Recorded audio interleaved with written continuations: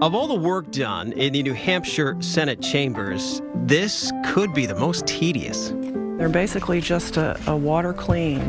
Armed with massive cotton swabs, Martha Cox is here on a mission. When you look at it really closely, you can see the texture of the paint and you can see all the grime that's really embedded in there.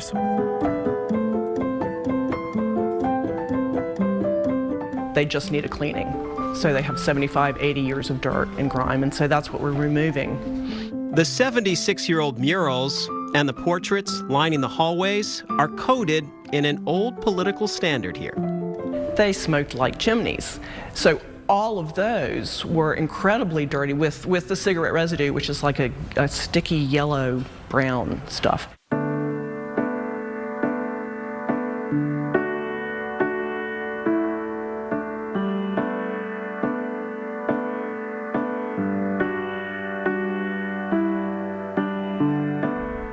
With the State House celebrating its 200th birthday, parts of the building are being refurbished.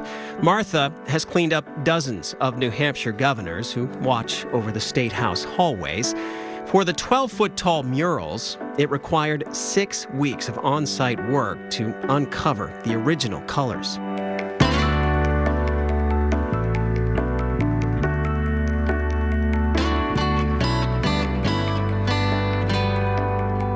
It's a point of pride we love the Senate, and this really shows off these murals, and they are of great historical significance.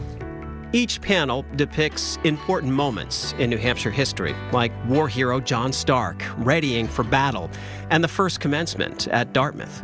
And of course, we have Daniel Webster as a boy reading the American Constitution, which he so crucially defended.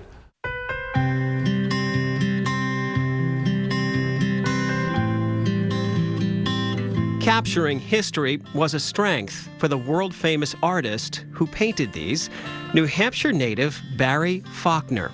Even if you don't know the name, you've probably seen his work, like his famous mosaic at Rockefeller Center, once featured on TV. The David Letterman show used to open with a shot of the mosaic and then pan up the building. And so I'd always say, well, that's Barry Faulkner. Carl Jacobs of the Historical Society of Cheshire County literally wrote the book on Barry Faulkner. What we have here are the final pencil sketches for the murals that are in the Senate chamber in Concord. He showed us some of the many Faulkner works you can still find in the community where he grew up.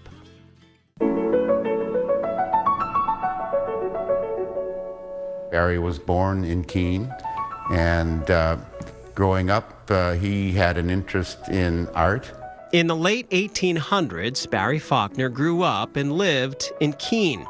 When he left Harvard to study art in Europe, his mental canvas seemed to grow. And I think that's where he began to get his interest in murals.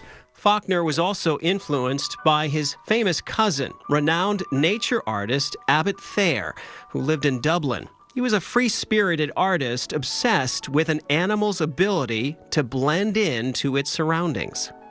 And when I take this page here and fold it over, you see that there's a copperhead snake in the painting. Abbot Thayer would later apply that animal camouflage to military equipment during World War I. Inspired by his work, Barry Faulkner himself joined the war effort and became part of what was known as the Camouflage Corps. The whole idea, well, there are creatures that are able to blend into their surroundings. Well, they wanted to make guns and tanks blend into their surroundings so that the soldiers would be safe. Post-war, Barry Faulkner became a prolific muralist, doing works all over the world. Here's an audio recording of the artist talking about working with live models for murals. After a while, I had the good luck in finding a Swedish athlete of fine build and stance. He was prompt as the sun in keeping his appointments, posed like a rock, and never spoke. In the 1930s, he started work on one of his most famous murals, depicting our forefathers' work drafting the Constitution and the Declaration of Independence. He set up a studio in, of all places, in a loft above Grand Central Station. Again, here is Faulkner describing it. We could go out on the catwalks and peek down the holes through which the electric lights twinkle on the concourse and try to resist the impulse to stick a foot through the plaster.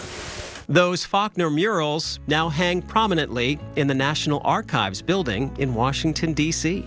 So I think that's something, that in one room is the Constitution, the Declaration of Independence, and 2 murals by a guy from Keene, New Hampshire. I just love that. But it shows what he was able to accomplish.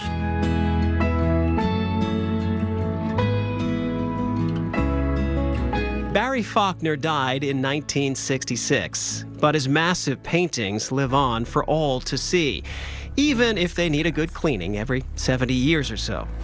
Here. Test spot. To make sure his murals were properly cared for, Barry even left instructions with rather antiquated techniques. Then reapply the buttermilk and water as was originally done. Get a man experienced in this technique to do this. I am not that man. If you use buttermilk, cotton swabs, water, it seems hard work and murals go together like art and history.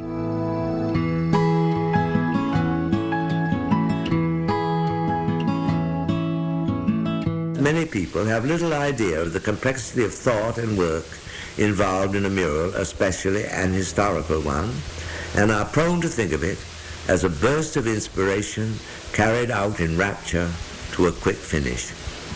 My friends, if this were so, it would be dandy.